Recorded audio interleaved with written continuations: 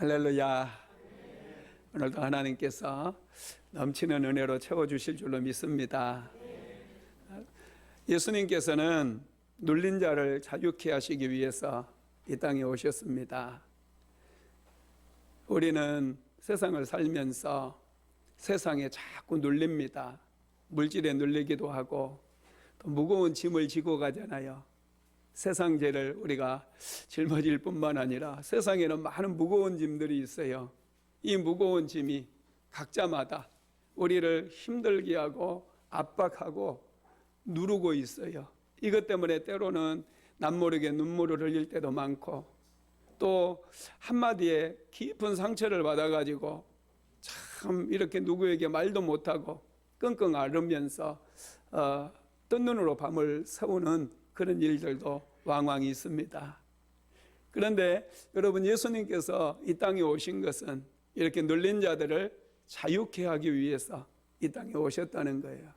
특별히 작년부터 우리는 코로나 때문에 굉장히 눌림을 당하고 있어요. 누가 뭐라고 하지 않아도 그냥 우리 스스로 사람 만나는 것도 만나지 못하고 예배마저도 비대면으로 드리는 분들이 아주 많아요. 이런 것 때문에 우리가 자꾸 눌리다 보니까 또 가끔씩 짜증도 내기도 하고 사랑하는 사람들에게 화도 내기도 하는 이런 일들이 있다라는 것이죠. 요즘 또 백신 때문에 각 나라가 아주 경쟁을 하고 있어요. 어떻게 해서든지 백신을 확보하기 위해서 우리나라도 벌써 9천만 회분을 확보를 했다고 그래요. 한 사람당 1.9회. 그러니까 한 2번 정도 맞을 수 있는 그런 백신을 확보했다고 하는데도 그래도 사람들마다 생각이 나뉘고 또 두려움에 이렇게 눌려있는 그런 모습들을 봅니다. 그런데 여러분, 우리가 오늘 예배할 때 이런 모든 눌림으로부터 하나님께서 우리를 해방시켜 주시고 자유함을 주심으로 이 코로나 시대에도 큰 기쁨을 누리면서 감사하면서 살아가게 될 줄로 믿습니다. M. 스카펙이라고 하는 분이 거짓의 사람들이라고 하는 책을 썼는데 이 책에 보면은 조지라고 하는 아주 평범한 사람 이야기가 나와요. 이 사람은 성격도 굉장히 활달하고 외향적이기 때문에 이 사람이 아주 일을 잘했습니다. 셀러리맨입니다. 영업을 하는 분인데 얼마나 영업을 잘하든지 전국에서 미국 전역에서 가장 많은 물건을 팔았어요. 그러다 보니까 아주 또 생활도 윤택하고 잘 살았습니다. 그런데 이분이 어느 날 몬트리올이라고 하는 이 캐나다의 몬트리올에 부인과 함께 관광을 떠났어요. 한 15일 여정으로 여행을 하면서 마지막으로 이제 한 성당에 들리게 됩니다. 이분이 종교심이 있어서 성당에 들린 게 아니고 그냥 관광 코스를 따라서 성당에 가게 되었어요. 이 성당을 구경하다가 이제 관광을 마치기 위해서 밖으로 나오는데 이 성당 앞에 작은 헌금 주머니가 하나가 보이더래요. 헌금함이. 그래서 고민을 했어요. 돈을 좀 낼까 말까? 입장료도 내는데 1달러만 내자고 지갑을 보니까 다 5달러, 10달러짜리만 있는 거예요. 그래서 주머니를 뒤져가지고 동전 55센트를 딱 놓고 돌아서서 막 나가려고 하는데 갑자기 뒤에서 하는 음성이 들리더래요. 너는 55세에 죽을 것이다. 깜짝 놀랐어요. 그래서 얼른 지갑을 열어가지고 5달러짜리 지폐 2장을 넣고 서둘러 빠져나왔습니다. 그리고 이제 또 일상으로 돌아가서 열심히 일하는데 일주일쯤 지나서 차를 몰고 도로를 가는데 도로 표지판에 45km 제한 속도가 나오는 거예요. 그 표지판을 딱 보는데 갑자기 또 한 음성이 들려와요. 너는 45세에 죽을 것이다. 너무 충격을 받은 거예요. 아니, 성당에 갔을 때는 55세에 죽는다고 그러더니 왜 45세냐고. 이제 10년이 갑자기 줄어드니까 이게 막 고민이 되는 거잖아요. 점점 이게 압박이 가해지는 거예요. 그리고 이제 하루는 업턴이라고 하는 도시를 딱 지나는데 이 업턴으로 들어가는 입구 이런 표지판을 보는데 갑자기 뒤에서 너는 업턴이라고 하는 사람에게 살해를 당할 것이다 그러는 거예요. 와, 이게 정말 이제 막 스트레스가 되고 이게 압박이 되는 거예요. 도대체 왜 그럴까? 그리고 이제 길을 갈 때마다 건물 안에 들어가면 천정이 무너져서 죽을 것이다.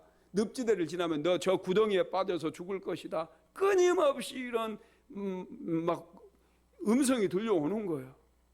엄청나게 스트레스를 받았어요. 도저히 안 되겠어 가지고 이제 정신과 의사를 찾아갑니다. 그래서 이 스카펙이라고 하는 선생님을 찾아오게 된 거예요. 그래서 자세히 진단을 해보니까 이분의 병명이 강박신경증이다, 이런 병명이 나왔습니다. 몇 년에 걸쳐서 깊은 상담을 통해서 이분은 치유되었고 일상으로 돌아가게 되었다고 그래요. 저와 여러분도 오늘날에 인생을 살다 보면 이 무거운 짐 때문에 자꾸 뭔가의 압박을 받게 되어 있어요. 어떤 분은 물질 때문에 압박을, 경제적인 압박을 많이 받잖아요. 물질 때문에.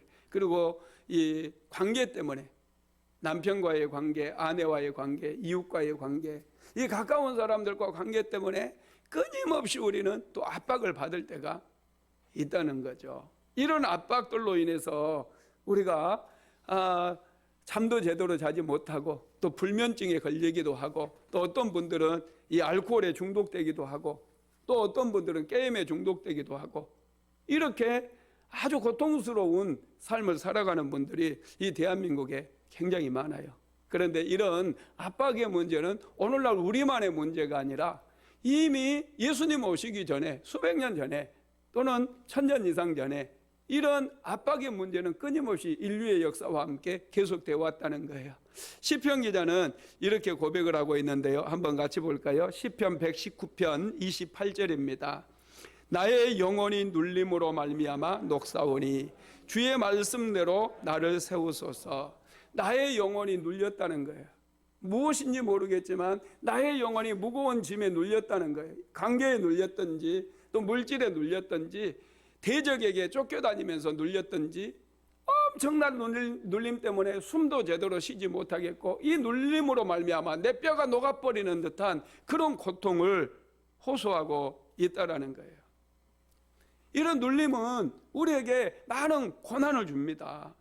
그리고 이렇게 눌려 있으면 아무리 열심히 살아도 끊임없이 여러분 문제가 생겨나게 되고 아무리 열심히 살아도 자유함이 없어요. 갇혀 있어요. 발전도 없고 성장마저도 멈춰버린다는 거예요. 그래서 이런 눌림으로부터 우리가 해방을 받아야 됩니다. 이런 눌림으로부터 자유함을 받게 되어질 때 거기에서부터 성장이 일어나게 되어지고 우리 안에 자유함이 있게 되어지면서 더 새로운 꿈도 꾸게 되고 새로운 비전도 받을 수가 있게 되는 거죠. 그런데 여러분, 놀라운 소식, 기쁨의 소식은 뭐냐? 예수님께서 우리를 눌림으로부터 자유케 하시기 위해서 오셨다는 거예요. 오늘 본문 한번 읽어봅시다. 사도행전 10장 38절입니다. 하나님이 나사렛 예수에게 성령과 능력을 기름 붓듯 하셨음에 그가 두루 다니시며 선한 일을 행하시고 마귀에게 눌린 모든 사람을 고치셨으니 이는 하나님이 함께 하셨습니다. 아멘. 하나님께서 예수님에게 성령과 능력을 기름 붓듯 부어주셨어요. 왜 예수님에게 성령과 능력을 기름 붓듯 부어주셨느냐? 여기에 나와 있잖아요. 마귀에게 눌린 모든 자를 고치게 하기 위해서.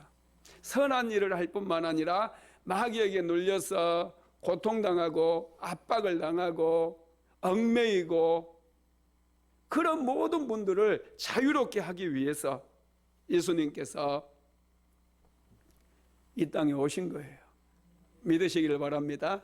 오늘 자유함이 있게 되기를 주 예수 그리스도 이름으로 축복합니다. 한 선비가 과거 시험을 보기 위해서 나귀를 타고 이렇게 지나가는데 관상을 보는 사람이 갑자기 그 선비의 관상을 보더니 선비에게 이렇게 말합니다. 당신은 저 나귀가 방구를 3번 끼면 죽을 팔자입니다. 그래요.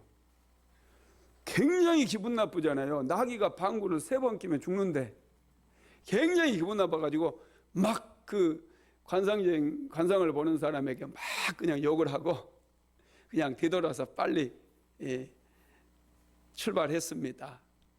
그런데 한참을 가다 보니까 정말 나귀가 방구를 뻥 하고 끼는 거예요. 한 번 딱 끼었어요. 두려움이 찾아오더래요. 그래서 어떻게 하면 나귀가 방구를 끼지 못하게 할까? 그때부터 고민하는 거예요. 다른 게 안 보여요. 오직 마귀의 항문만 보이는 거예요. 저게 어떻게 하면 방구를 안 끼게 할까?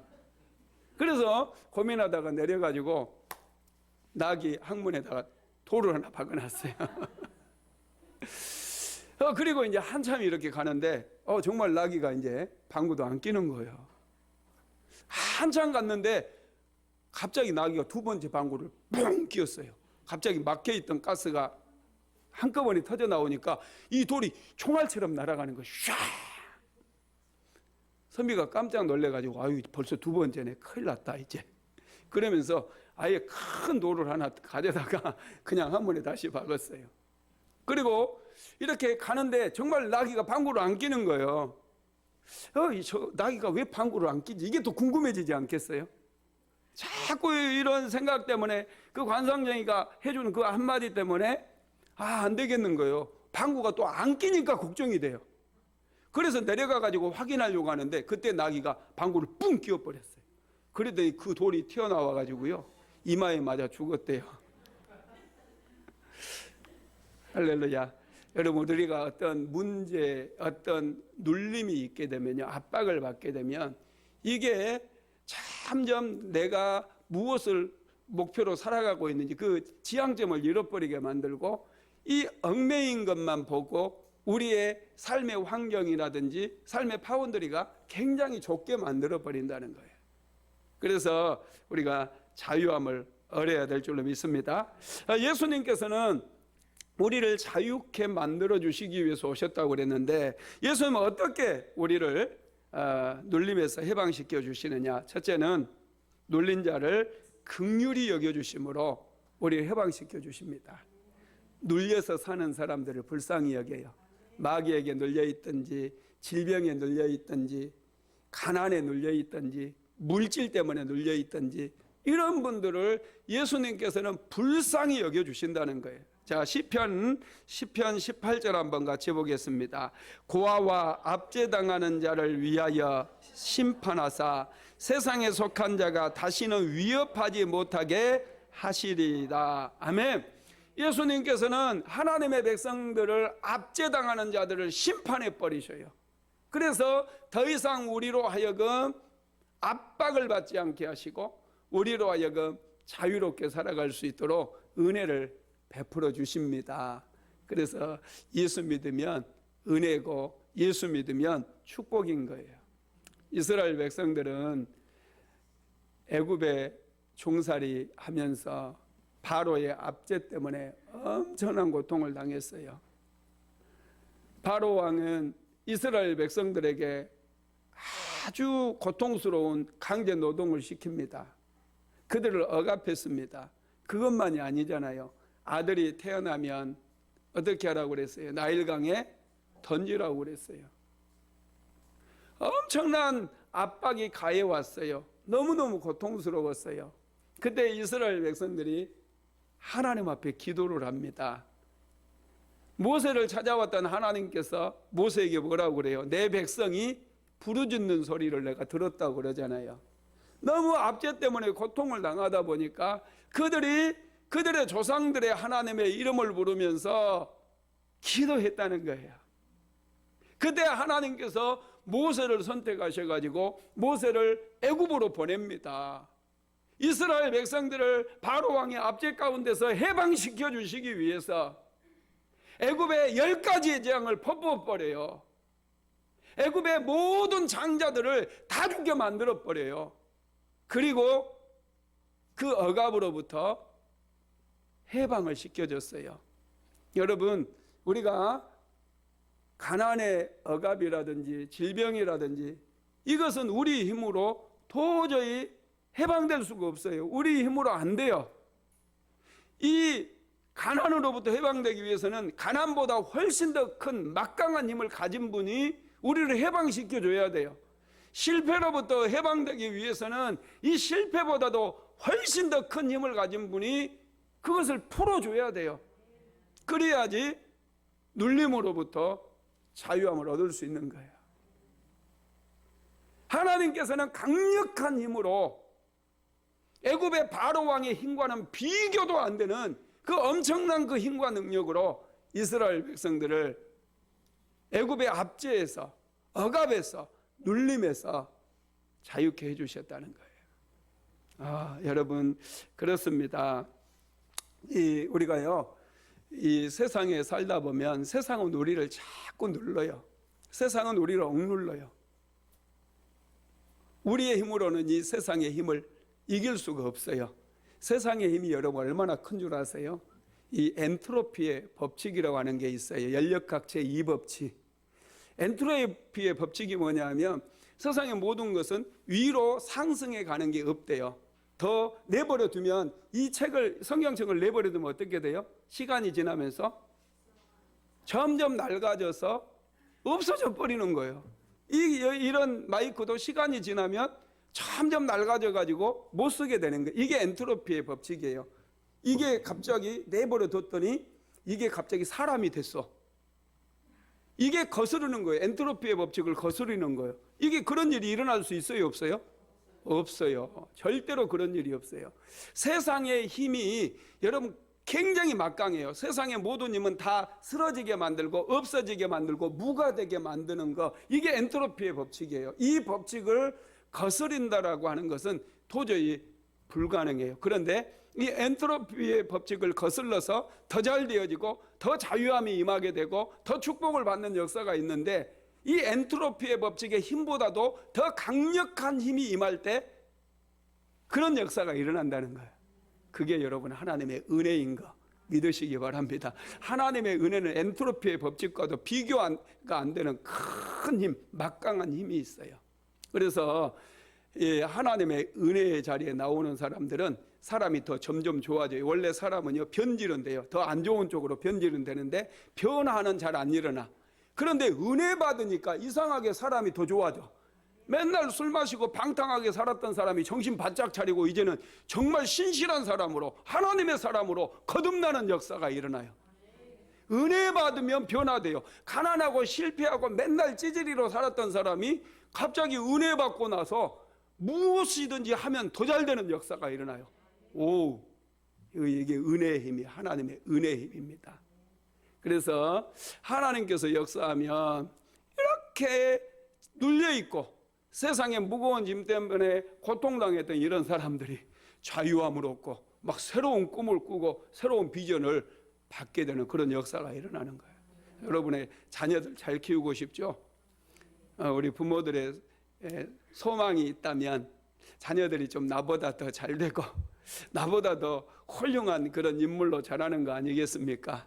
그러기 위해서 하나님의 은혜가 필요해요. 엔트로피의 법칙에 의하면 자녀들은 나보다도 좀 더 못할 수 있어요. 그런데 하나님의 은혜가 임하면 더 놀라운 역사들이 일어나게 된다는 거 믿으시기를 바랍니다. 이 코이라고 하는 물고기가 있는데요. 이 물고기는 어항에서, 집에 있는 조그마한 어항에서 키우면 2cm에서 3cm밖에 안 자라요. 그런데 이 물고기를 수족관에서 키우면, 좀 큰 수족관에서 키우면 20cm에서 30cm까지 큽니다. 그런데요, 이걸 바다로 방류해가지고 바다에서 크잖아요. 1m 20cm까지 커요. 엄청나죠? 2, 3cm만한 고기가 바다에 갔더니 1m 20cm까지 커졌다는 거예요. 여러분, 우리 인생의 크기가 똑같아요. 눌려 있으면 20cm, 30cm 이만큼에, 인생이 이만큼에. 그래가지고 조물조물하게 그 조물조물한 사람들과 함께 조물조물하게 살다가 인생 끝나요. 인생 종치는 거예요. 그런데 하나님의 은혜가 임하면은 이 눌림에서 해방되기 때문에 이 어항의 크기를 깨뜨리고 수족관의 크기를 깨뜨리고 엄청난 은혜의 바다로 나가기 때문에 우리의 인생의 크기가 커지기 시작하고, 할렐루야. 왜 아멘 안 하십니까? 이렇게 훌륭한 설교를 하는데 할렐루야 아멘을 해야지. 그게 여러분의 인생 속에 그대로 적용되지 않겠습니까? 이 눌려있다 보면 우리가 너무 피레미 새끼처럼 그렇게 쪼잔한 인생밖에 못 산다는 거예요. 그런데 이런 눌림에서부터 자유하게 되어지면 여러분 거센 파도를 뚫고 일어서는 나아가는 그런 인생을 살아갈 수가 있는 줄 믿으시기 바랍니다. 우리가 비록 이 안산의 변두리 수암에 살아도 꿈만큼은 전 세계를 향해서 나아가야 되지 않겠습니까? 우리 교회가 수암 이 안산의 변두리에 있어도 저와 여러분은 엄청난 꿈을 꾸고 있잖아요. 못자리 교회 비전. 할렐루야. 이야 대단하지 않습니까? 우리 교회만 이런 교회만 있는 게 아니라, 우리 교회만 잘 되는 게 아니라 우리는 수많은 열방의 교회도 세우고 학교도 세우고 이런 비전을 가지고 있잖아요. 할렐루야. 이 눌림에서 자유케 되어지면 이런 꿈을 꾸게 될 줄로 믿습니다. 예수님께서는요, 이 눌린 자들을 자유케 하시기 위해서 오셨다고 그랬어요. 그래서 실제로 죽었던 나사로가, 여러분 완전 죽었잖아요, 그죠? 나사로는 죽었어요. 그런데 이 죽음이라고 하는 것이 나사로를 누르고 있었는데 예수님께서 이 죽음을 풀어버렸어요. 그리고 죽음의 눌림에서 나사로를 자유케 하시니까 나사로가 다시 살아납니다. 예수님께서 사람들에게 나사로를 향해서 풀어놓아 다니게 하라 그렇게 말씀하시는데 한번 볼까요? 요한복음 11장 44절 같이 봅니다. 죽은 자가 수종을 배로 맨 처음 나오는데 그 얼굴은 수건에 쌓였더라. 예수께서 이르시되 풀어놓아 다니게 하라 하시니라. 예수님은 죽음까지도 풀 수 있는 능력이 있다는 거예요. 예수님은 우리의 모든 눌림으로부터 우리를 자유케 해주십니다. 하나님은요, 눌린 자들을 불쌍히 여기셔요. 긍휼히 여기십니다. 그래서 예수님을 보내주신 건 믿으시기 바랍니다. 두 번째로 귀신을 추방해 주심으로 우리를 자유케 하십니다. 자, 누가복음 11장 20절 같이 봅니다. 그러나 내가 만일 하나님의 손을 힘입어 귀신을 쫓아낸다면 하나님의 나라가 이미 너희에게 임하였느니라. 예수님께서 요단강에서 세례를 받으시고 이제 성령에 이끌려서 광야로 나가게 됩니다. 그곳에서 마귀에게 시험을 받으시고 이 시험을 물리치셨어요. 그리고 나서 예수님께서 하셨던 선포하셨던 말씀이 예수님의 공생의 사역에 계속해서 이루어져 가게 되는데, 그때 선포하셨던 말씀이 뭐냐면 마태복음 4장 23절로 24절이에요. 같이 한번 읽어봅시다. 예수께서 온 갈릴리에 두루 다니사 그들의 회당에서 가르치시며 천국 복음을 전파하시며 백성 중에 모든 병과 모든 약한 것을 고치시니 그의 소문이 온 수리아에 퍼진지라. 사람들이 모든 앓는 자 곧 각종 병에 걸려서 고통당하는 자, 귀신 들린 자, 간질하는 자, 중풍병자들을 데려오니 그들을 고치시더라. 예수님께서 공생애 동안 하셨던 사역을 보통 학교에서도 그렇고 목사님들도 그렇고 세 가지 사역을 말씀하셔요. 세 가지 사역을 하셨다. 그런데 성경을 자세히 보면요, 네 가지 사역이더라고요. 첫째는 가르치는 사역이에요. 예수님께서는 하나님의 말씀을 가르치시고 우리가 하나님의 백성으로서 어떻게 살아가야 되는지를 가르쳐 주셨어요. 두 번째로는 복음 전파, 천국 복음을 전파하는 그런 사역을 하셨고요. 세 번째가 신유 사역, 질병을 고쳐주시는 그런 사역을 하셨어요. 그 다음에 네 번째가 축사 사역이에요. 귀신을 쫓아내는 그런 사역을 하셨습니다. 왜 예수님께서 이 땅에 오셔서 귀신을 쫓아내는 그런 사역들도 감당하셨느냐? 귀신들이 와서 하는 일들이 사람들을 억압하고 압제하고 억누르고 고통스럽게 만드는 그런 일인 거예요. 심지어 어떤 사람들은 귀신에 묶여 있다 보니까 질병에 걸려가지고 말도 하지 못하고 몸이 막 꼬부라지기도 하고 엄청난 고난을 겪는 거예요. 그래서 예수님께서 그 사람들을 억압하는 귀신들을 명령해가지고 귀신들을 추방해 버립니다. 질병을 고쳐주시기도 하십니다. 예수님께서는 여러분 마귀를, 귀신을 쫓아내심으로 인해서 질병도 고치시고 모든 눌림에서 우리를 고쳐주시는 줄 믿으시기를 주님의 이름으로 축원합니다. 세 번째로는 마귀의 일을 멸하기 위해서, 마귀의 일을 멸하심으로 우리에게 자유를 주셨는데요. 자, 오늘 본문 한번 다시 읽어봅시다. 사도행전 10장 38절입니다. 하나님이 나사렛 예수에게 성령과 능력을 기름 붓듯 하셨음에 그가 두루 다니시며 선한 일을 행하시고 마귀에게 눌린 모든 사람을 고치셨으니 이는 하나님이 함께 하셨습니다. 하나님께서 예수님에게 성령과 능력을 기름 붓듯 부어주셨는데 그 기름 붓듯 부어주는 그 성령과 능력을 가지고 예수님께서 하셨던 일이 마귀에게 눌린 자들을 자유케 해주셨다는 거예요. 예수님은 마귀의 일을 멸하기 위해서 이 땅에 오신 줄 믿으시기 바랍니다. 요한일서 3장 8절도 읽어봅시다. 죄를 짓는 자는 마귀에게 속하나니 마귀는 처음부터 범죄함이라. 하나님의 아들이 나타나신 것은 마귀의 일을 멸하려 하심이라.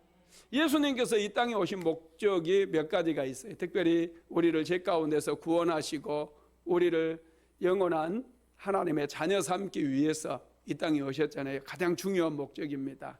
그런데 마귀의 일을 멸하기 위해서 오신 것도 예수님께서 이 땅에 오신 목적 중에 하나예요. 왜냐하면 마귀가 예수 믿는 하나님의 백성들을 끊임없이 억압하고 압제하고 유혹하고 미혹하고 시험하기 때문에 마귀는요 끊임없이 우리를 유혹해요. 죄에 넘어가게 만들어요. 그런데 마귀는 죄에 대해서 책임을 안 져요. 저와 여러분이 마귀에게 유혹을 받아가지고 죄를 짓잖아요. 그러면 그 죄에 대한 책임은 누가 져야 돼요? 우리가 지는 거예요. 하나님, 마귀가 유혹해서 내가 죄에 넘어갔으니까 마귀에게 한 50% 주고 저는 한 50%만 감당하면 되지 않겠습니까? 이렇게 따질 수가 없어요. 아담과 하와가 여러분 자기들 둘이서 작당해가지고 선악과 따먹었어요? 아니잖아요. 누가 유혹했어요? 마귀가 유혹했어요. 마귀가 유혹해가지고 아담과 하와가 선악과를 따먹었어요. 그런데 그 벌로 여러분 아담과 하와 에덴 동산에 쫓겨나잖아요. 죄에 대한 책임을 우리가 지는 거예요. 끊임없이 마귀는 우리를 죄짓게 만들어서 죄의 종이 되게 만들고 죄로 인해서 눌리게 만들고 질병에 걸리게 만들고 환경의 저주도 받게 만들고 고통을 당하게 만들어요. 그러나 마귀는 죄에 대해서 책임을 안 져요. 죄에 대한 싹슨 대가는 내가 다 지불해야 된다는 거예요. 그래서 예수님께서 이 땅에 오신 것은 마귀가 하는 일들을 멸하기 위해서. 마귀는 우리를 끊임없이 고통스럽게 만들어요. 그래서 예수님께서는 이 마귀의 일을 멸하기 위해서 우리를 그래서 마귀의 눌림으로부터 자유케 하기 위해서 오셨다는 거 믿으시기를 바랍니다. 그럼 마귀가 하는 일이 뭐냐? 마귀가 하는 일이 뭘까요? 첫째는 죄를 짓게 하는 거예요. 자, 요한복음 8장 34절 읽어봅니다. 예수께서 대답하시되 진실로 진실로 너희에게 이르노니 죄를 범하는 자마다 죄의 종이라. 마귀는 끊임없이 자신의 종을 만들기 위해서 사람들을 유혹해요. 죄짓게 하는 것은 마귀의 일입니다. 그래서 우리는 이 죄에 대해서 단호해야 돼요. 죄에 대해서 단호하지 못하면 금세 유혹에 넘어가 버립니다. 장담할 수 있는 사람은 아무도 없죠. 여러분, 이 죄의 종이 돼버리면요 굉장히 많은 고통을 겪고 또 마귀의 종로로 가면서 끊임없이 눌려요. 그러다 보니까 우리나라의 알코올 중독자가 한 500만 명 된대요. 도박 중독자가 300만 명이에요. 제가 연세대학교에서 그때 상담학을 배우면서 그 중독 전문 교수님이 그 얘기 하더라고요. 벌써 그게 한참 됐잖아요. 그분이 대한민국의 도박 중독자가 300만이 돼요. 그래서 정선의 카지노가 그렇게 잘 돼요. 광명의 경륜장이니 과천의 이런 경마장이니 그런 게 그렇게 잘 되는 거예요. 그 사람들 월급이 엄청나게 많은데 그 사람들 생산적인 일을 하는 게 아니잖아요. 그죠? 전부 소비적인 일을 하는데 그 돈이 다 어디서 나냐고요. 다 도박에 중독된 사람들이 갖다 헌금하는 거예요. 그런 데 갔다가. 그리고 이 우울증 환자가 또 굉장히 많아요. 우울증 환자가 300만 명이 돼요. 우울증 때문에 이런 것들이 여러분 전부 마귀에게 눌리는 거예요. 눌려가지고 이런 증상들이 나타나고 스스로의 힘으로 끊지 못하고 모든 가족들까지 다 고통에 빠뜨리는 것이죠. 마귀가 하는 일은 이렇게 우리로 하여금 눌리게 하는 것, 죄짓게 만들고, 두 번째로는 거짓말을 하게 합니다. 자, 요한복음 8장 44절 읽어볼까요? 너희는 너희 아비 마귀에게서 났으니 너희 아비의 욕심대로 너희도 행하고자 하느니라. 그는 처음부터 살인한 자요 진리가 그 속에 없으므로 진리에 서지 못하고 거짓을 말할 때마다 제 것으로 말하나니 이는 그가 거짓말쟁이요 거짓의 아비가 되었습니다. 거짓말과 속이는 것 전부 마귀에게서 온 거예요. 하나님께는 거짓말이 있을까요, 없을까요? 하나님은 거짓이 없어요. 그러면 이 거짓이 어디에서 왔느냐? 하나님으로부터 온 게 아니면 전부 마귀에게서 왔다는 거예요. 여러분, 왜 사람들이 거짓말해요? 두려움 때문에. 이 압박을 당하는 거예요. 두려움 때문이에요. 그래서 두려워해서 자꾸 숨기고 거짓말을 하게 되는데, 여러분, 거짓말하면 내가 하나님께 속해 있는 게 아니라 지금 마귀에게 잡혀 있는 거예요. 마귀에게 잡혀 있다 보니까 거짓말을 밥 먹듯이 하는 거예요. 우리 그리스도인들은 어떤 상황에서도 진실을 말할 수 있는 그 용기가 있어야 돼. 그게 하나님의 사람이기 때문에. 이 내가 묶여 있다는 거예요. 거짓말을 하게 되면 내가 마귀에게 잡혀 있다는 거예요. 예수님은 이렇게 우리가 잡혀 있는데 우리를 자유케 하기 위해서 오셨습니다. 세 번째로는 이 정신분열증을 일으켜요. 여러분, 정신병이 뭔 줄 아세요? 정신병이 뭘까요? 선과 악을 구별하지 못하는 거예요. 선과 악을 구별하지 못하는 게 정신병이에요. 아니, 결혼을 했으면은 자기 남편을 정말 존중하고 사랑해야 되잖아요. 그런데 자기 남편은 별로 무시해버리고 옆집 아저씨에게 막 눈독을 들이면서 그냥 그 남자 칭찬하고 그 남자는 돈도 잘 벌고 자꾸 남편에게 이웃집 남자만 얘기해봐. 이게 여러분 정신병인 거예요. 아시겠어요? 남자들도 마찬가지예요. 자기 아내를 정말로 사랑하고 자기 아내를 이렇게 잘 섬기고 그래야 되는데, 이상하게 남자들은 다른 여자에게 막 눈길을 주고 다른 여자에게 선물도 사다 주고, 이게 여러분 정신병인 거예요. 이런 게 마귀의 역사라는 거예요. 하나님께서 사람을 만드실 때 남자와 여자를 만드셨잖아요. 그래서 남자와 여자가 서로 결혼해서 한 가정을 이루게 만들었죠. 이게 여러분 정상적이에요.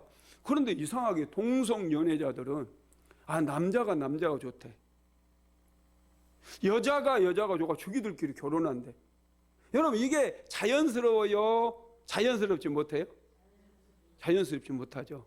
여러분, 이게 분별할 수 있는 게 이게 여러분 정상적인 거고요. 이게 악이라는 거, 이것을 분별할 수 없는 게 이게 정신병인 거예요. 마귀는요 이렇게 헷갈리게 만들어요.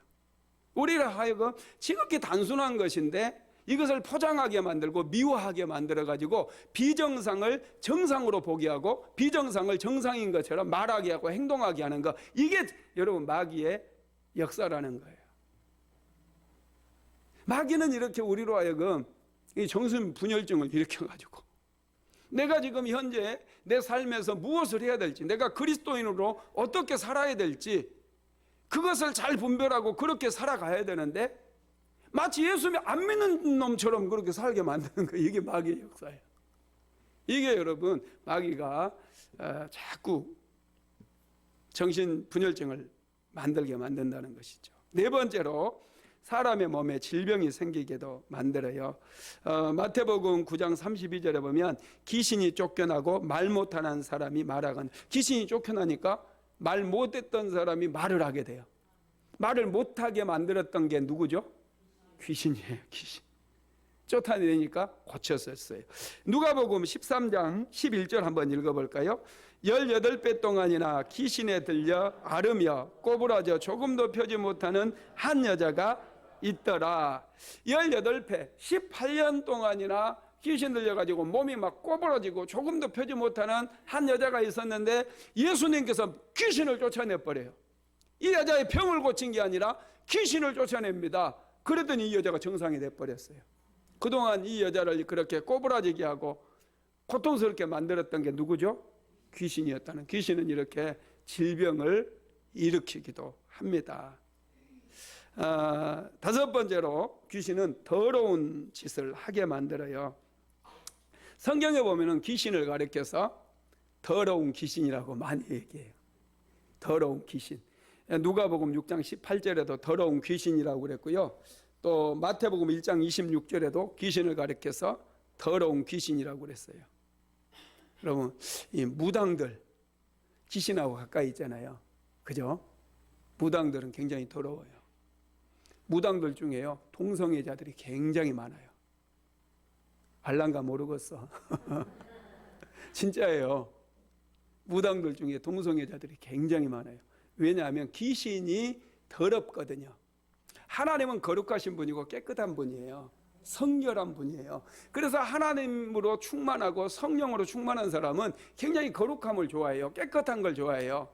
자꾸 더러운 쪽으로 음란하고 막 이런 거, 더러운 인생을 추구하는 사람들 보면요, 절대로 성령 충만한 사람들이 아니에요. 성령 충만하면 생각하는 것부터 말하는 것부터 전부 거룩하고 깨끗해요. 할렐루야. 눌려 있다 보면은 자꾸 이상한 생각들이 들어오고 그러는데, 그런 더러운 생각들은 빨리 쫓아내시기 바랍니다. 더러운 생각들은 예수의 이름으로 떠나가라. 할렐루야. 그 다음에 여섯 번째로는 굉장히 탐욕을 부리게 돼요. 욕심이 많아져요. 욕심 많은 사람 있어요. 그런데 정말 예수님으로 충만하잖아요. 성령으로 충만하면 이 욕심이 사라져요. 욕심 부린다고 많이 얻은 게 아니에요. 욕심 많이 낸다고 잘 사는 게 아니에요. 하나님께서 은혜를 주시면요, 풍성해져요. 은혜 받지 못해서 여러분 가난한 거예요. 은혜가 임하는 곳에 하나님께서 강력한 복을 내려주시거든요. 그러면 이 욕심 부리지 않아도 괜찮아요. 잘 살아요. 저도 욕심이 굉장히 많았어요. 남에게 지는 거 무지 싫어했어요. 욕심이 얼마나 많았는지 몰라. 근데 하나님께서 주시는 은혜를 많이 받다 보니까요, 제일 먼저 사라지는 게 이런 욕심이 사라지더라고요. 욕심이 사라져요.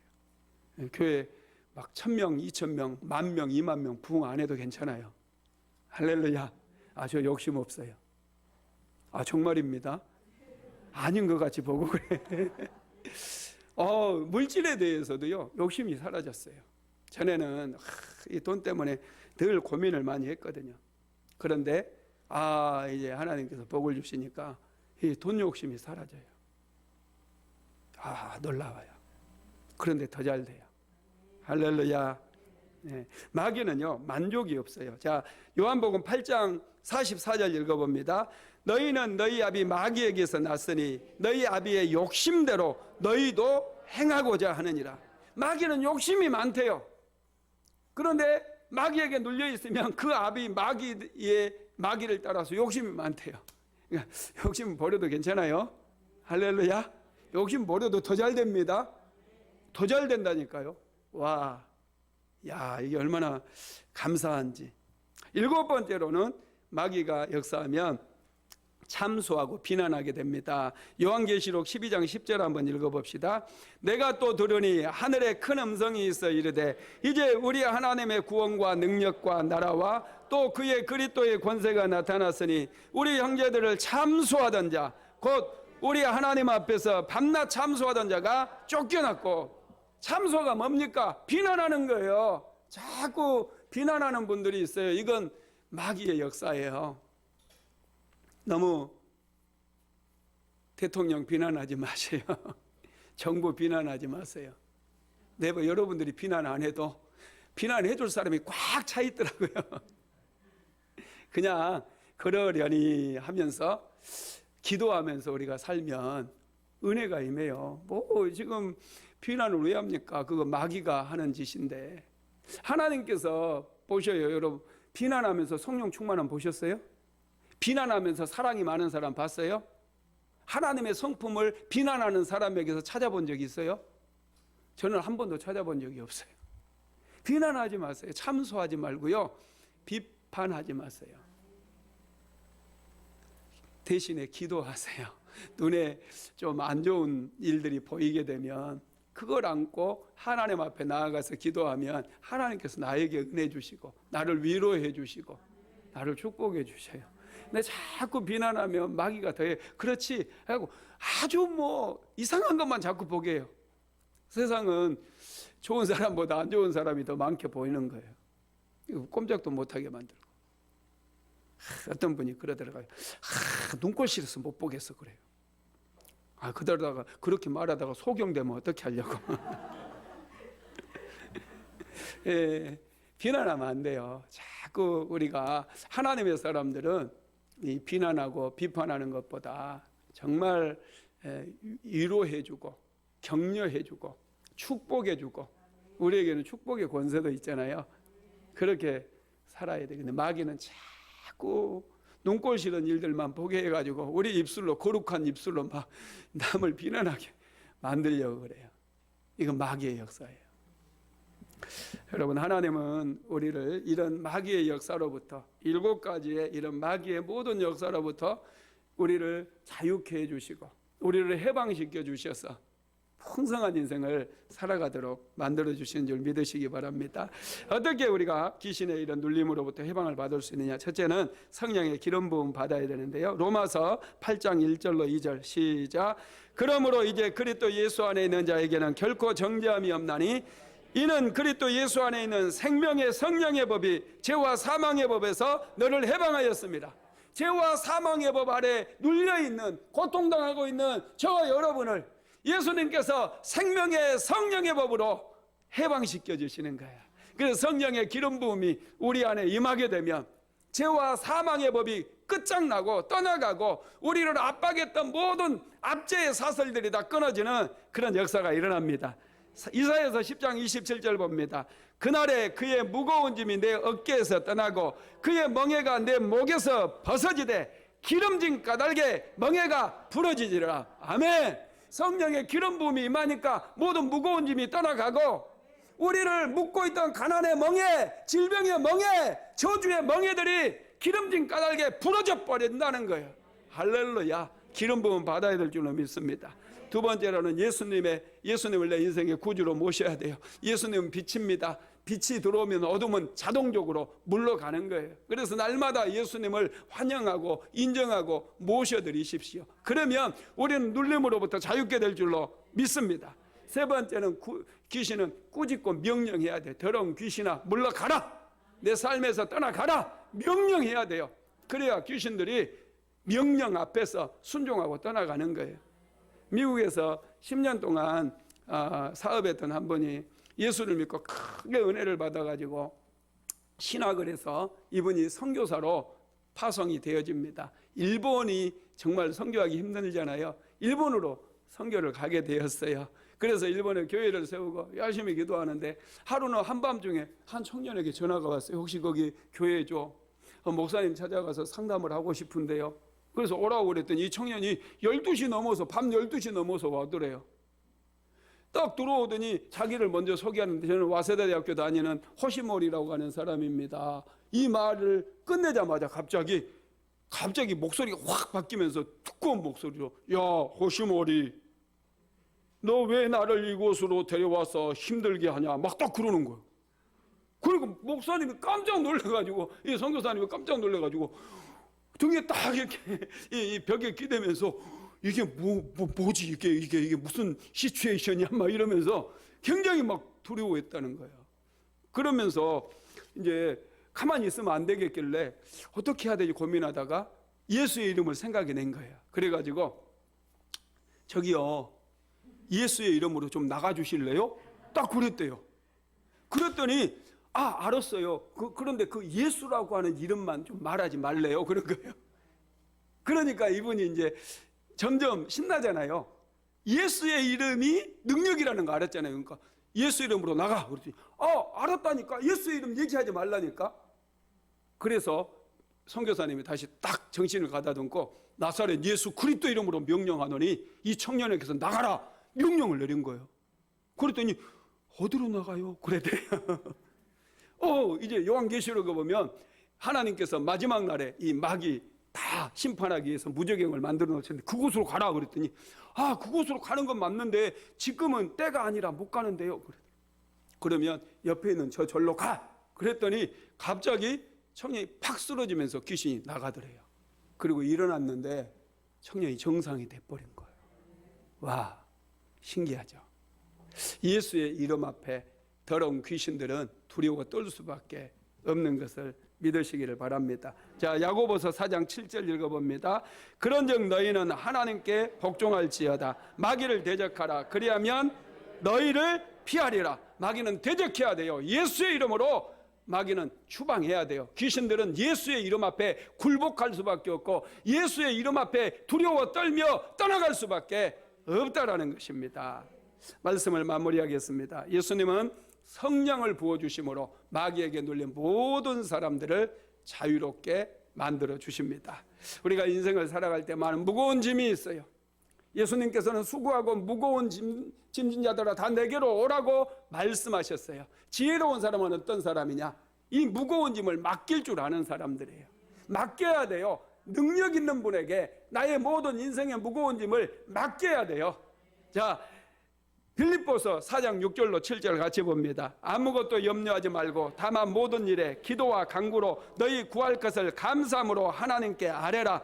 그리하면 모든 지각에 뛰어난 하나님의 평강이 그리스도 예수 안에서 너희 마음과 생각을 지키시리라. 우리는 기도를 통해서 우리의 모든 무거운 짐을 다 내려놓을 수 있고 다 맡겨드릴 수 있어요. 하나님께서는 우리의 무거운 짐을 다 맡아주시는 분이에요. 맡기고 우리는 자유함을 얻고 하나님께서 주시는 참된 평강으로, 하나님께서 주시는 은혜로 세상을 넉넉히 이기며 살아가야 될 줄로 믿습니다. 여러분, 기도가 왜 좋습니까? 기도를 통해서 우리의 무거운 짐을 맡길 수 있어서 좋습니다. 인생을 살아가면서 찾아오는 모든 무거운 짐 다 하나님께 맡기시고, 하나님께서 주시는 진정한 기쁨과 진정한 자유와 진정한 평안을 누리게 되기를 주 예수 그리스도 이름으로 축복합니다.